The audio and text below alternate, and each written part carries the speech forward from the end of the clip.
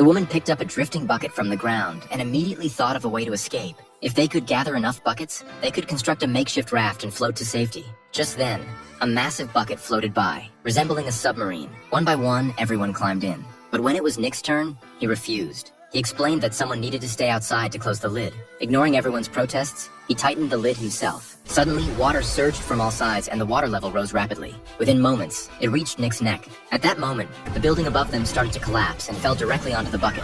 It seemed they were about to be crushed completely, but miraculously, the increasing water pressure caused the bucket to rise from the building's foundation. However, as it ascended, the bucket became tangled in electrical wires. The group quickly began to strike the bucket with their bodies, and then they all jumped together, hoping to dislodge the wires. After several attempts, they finally succeeded in freeing the bucket, but the danger was far from over. The bucket was rising so quickly that a steel pipe pierced through it. The group urgently tried to move the pipe, but their efforts were ineffective. At this point, a sound came from above.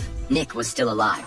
Using his feet, he kicked the bucket with all his might. After several attempts, he finally dislodged it. However, the hole created by the steel pipe continued to leak, and the force of the water was too strong to stop. At that moment, one of the men shouted and punched through the hole, successfully stopping the water flow. Nick then tried to grab the bucket, but it was rising too quickly. Despite all his efforts, he couldn't hold on, and it slowly sank back down. Fortunately, the power line was still tangled around his foot, and the bucket quickly pulled him upward. Eventually, he surfaced, but the bucket started leaking again. The group inside could not open the lid.